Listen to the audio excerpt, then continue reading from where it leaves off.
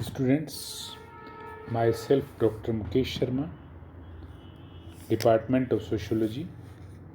आज हम BA part 3 sociology paper first foundation of sociological thought के अंतर्गत टॉपिक हर्बर्ट स्पेंसर के बारे में विवेचना करेंगे। हर्बर्ट स्पेंसर एक इम्पोर्टेंट सोशल थिंकर हैं। इस संबंध में दो मेन पॉइंट्स हैं। पहला, हर्बर्ट स्पेंसर का लाइफ स्केच एंड राइटिंग, अर्थात हर्बर्ट स्पेंसर का जीवन चित्रण एवं उनके कार्य। दूसरा, वर्क्स ऑफ स्पेंसर, स्पेंसर के सभी महत्वपूर्ण कार्यों के बारे में जानकारी। तो लाइफ स्केच के बारे में, हर्बर्ट स्पेंसर का जन्म 27 अप्रैल सन 1820 में इंग्लैंड के डर्बी नामक स्थान पर हुआ। उनके परिवार की आर्थिक स्थिति अच्छी न होने के कारण वे विश्वविद्यालय में शिक्षा प्राप्त करने का अवसर प्राप्त नहीं कर पाए। इनके पिताजी एक पादरी और अध्यापक थे। स्पेंसर उनकी इकलौती संतान थी। खराब स्वास्थ्य के कारण भी उन्हें किसी सार्वजनिक शिक्षण संस्था में अध्ययन हेतु नहीं भेजा। उनकी शिक्षा दीक्षा घर पर ही उनके पिता एवं चाचा के सानिध्य में हुई। वे अपने समकालीन विद्वान जॉन स्टुअर्ट मिल के विचारों से अत्यधिक प्रभावित हुए। उनके प्रारंभिक आर्टिकल्स में उनके स्वतंत्र विचारों एवं मौलिकता के दर्शन होते हैं। स्पेंसर अपने पिता के मित्रों द्वारा स्थापित एक संस्था डर्बी फिलोसॉफिकल सोसाइटी की भी अस्थायी सदस्यता ग्रहण कर ली थी। ये अपने चाचा थॉमस से काफ़ी प्रभावित थे, जिनके साथ उन्होंने अपनी किशोरावस्था व्यतीत की थी। थॉमस धार्मिक क्षेत्र में क्रांतिकारी विचार रखते थे और चर्च की बढ़ती सत्ता बढ़ते हुए पावर के विरोधी थे। थॉमस के विचारों एवं चिंतन का भी स्पेंसर के व्यक्तित्व, उनके पर्सनैलिटी डेवलपमेंट पर प्रभाव पड़ा। महान थिंकर स्पेंसर की प्रारंभ में रुचि इंजीनियरिंग में मैकेनिक्स में थी। उन्होंने 1830 में 17 वर्ष की आयु में लंदन जाकर सिविल इंजीनियर के रूप में रेलवे लाइनों एवं पुलों का 4 वर्षों तक कार्य किया। स्पेंसर ने रेलवे में कार्य करते हुए इंग्लैंड के इंडस्ट्रियल डेवलपमेंट में भी महत्वपूर्ण योगदान दिया। इंजीनियरिंग विषय पर भी उन्होंने कई लेख प्रकाशित कराए। वे लंदन के राजनीतिक एवं सामाजिक जीवन के मामलों में रुचि लेने लगे। उन्होंने इस संदर्भ में कुछ लेख भी प्रकाशित किए। 1848 में उन्होंने इंजीनियरिंग का कार्य छोड़ दिया। यहाँ पर देखिए, ये विचारणीय प्रश्न है कि प्रारंभ में वे उनका ध्यान या उनकी रुचि सिविल इंजीनियरिंग में थी और सिविल इंजीनियरिंग में भी एक अच्छे इंजीनियर के रूप में उन्होंने इंग्लैंड के औद्योगिक विकास में महत्वपूर्ण योगदान दिया। लेकिन उनकी मेन जो रुचि थी कार्य के प्रति, वो एक सोशल साइंटिस्ट के रूप में ज़्यादा थी। इसलिए उन्होंने 1848 में इंजीनियरिंग का कार्य छोड़ दिया और इकोनॉमिस्ट नामक साप्ताहिक पत्रिका के उप संपादक बन गए और यहीं से उनका सोशल साइंटिस्ट का जीवन प्रारंभ हुआ, समाज वैज्ञानिक का जीवन प्रारंभ हुआ।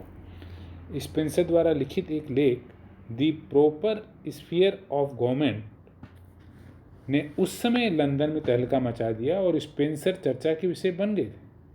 एक अन्य लेख द डिसिडेंट ऑफ डिसेंट में स्पेंसर ने चर्च का विरोध किया। ये विरोध के स्वर उन्हें चाचा थॉमस के संपर्क से ही प्राप्त हुए। इकोनॉमिस्ट नामक पत्रिका में उन्होंने 5 वर्षों तक कार्य किया। इस दौरान उन्हें अनेक उच्च एवं प्रमुख व्यक्तियों के से भेंट करने का अवसर मिला।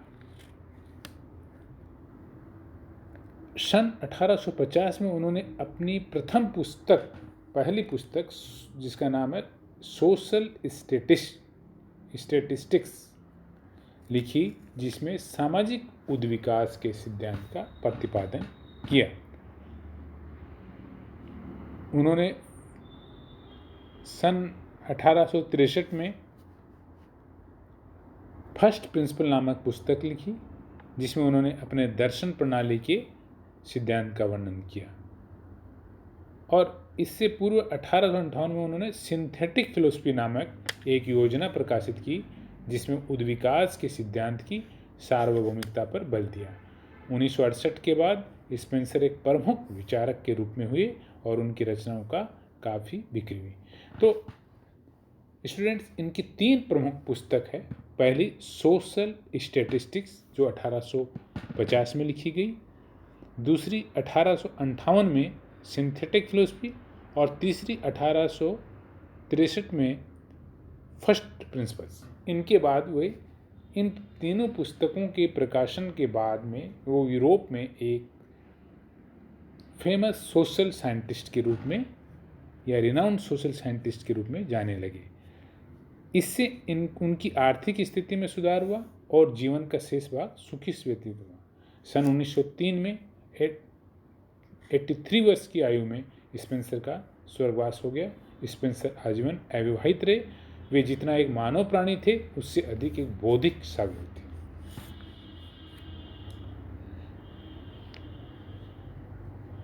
अब दूसरा, स्पेंसर एक व्यवहारिक व्यक्ति थी। उन्होंने पार्टी ऑफ ह्यूमैनिटी तथा एक्स क्लब की भी सदस्यता ग्रहण की। इन संगठनों के माध्यम से स्पेंसर ने साम्राज्यवादी परंपराओं एवं धार्मिक अंधविश्वासों का विरोध किया। नॉन कन्फर्मिस्ट नामक पत्रिका में भी स्पेंसर ने विभिन्न विषयों पर अनेक लेख लिखे। स्पेंसर के विचारों पर Auguste Comte, Adam Smith, Jeremy Bentham, Malthus, Darwin, Karl Marx एवं एंजिल्स के विचारों, सिद्धांतों एवं कार्यों का काफ़ी प्रभाव था। समाजशास्त्रीय विचारधारा में 19वीं सदी में उद्विकासवादी विचारों की बड़ी धूम रही, जिसमें मानव की आदिम अवस्था से सभ्यता की अवस्था की सांस्कृतिक यात्रा की प्रगति का उल्लेख किया गया। प्रारंभिक समाजशास्त्री और मानवशास्त्री, सोशियोलॉजिस्ट और एंथ्रोपोलॉजिस्ट इस विचारधारा से इतने प्रभावित थे कि उन्होंने समाज का विकास प्रकट करने के लिए उसके विभिन्न चरणों जैसे शिकार एवं फल फूल एकत्रित करने, पशुचारण, कृषि, औद्योगिक अवस्था से गुजरने की बात कही। प्रारंभिक समाजशास्त्रियों ने संस्कृति के क्रमबद्ध विकास का उल्लेख किया और कहा कि प्रगति करना ही उनका आंतरिक उद्देश्य है। ये उद्विकास एक आवश्यक और सार्वभौमिक तथ्य है। 19वीं सदी के उद्विकासवाद की आज उपयोगिता नहीं रही, फिर भी आधुनिक समाजशास्त्र पर इसका प्रभाव आज भी बना हुआ है। अतः उद्विकासीय दृष्टिकोण को जानना आवश्यक है। उद्विकासवादी दृष्टिकोण परिवर्तन की प्रक्रिया और प्रतिमानों के विश्लेषण के लिए एक महत्वपूर्ण अवधारणा है। वर्तमान में आधुनिकीकरण के ऐतिहासिक एवं तुलनात्मक अध्ययन में यह दृष्टिकोण एक वरदान साबित हुआ।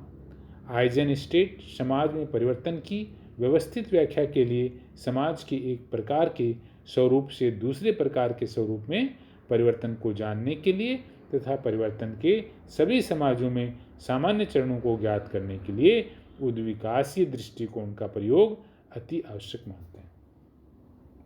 जब कोई समाज सरल अवस्था से जटिल अवस्था की ओर परिवर्तित होता है तो उद्विकासीय दृष्टिकोण उसमें आने वाली परिवर्तन की प्रक्रियाओं जैसे विभेदीकरण, विशेषीकरण एवं एकीकरण को स्पष्ट करने में सहायक है। उद्विकासीय दृष्टिकोण ने मानव और समाज का एक निश्चित प्रारूप मॉडल भी प्रदान किया, जिसके पीछे सावयवी उद्विकास और संरचनात्मक प्रक्रियात्मक की अर्थात स्ट्रक्चरल फंक्शनल की दार्शनिक अवधारणाएं छिपी है। उद्विकासीय दृष्टिकोण एक विवरणात्मक प्रकार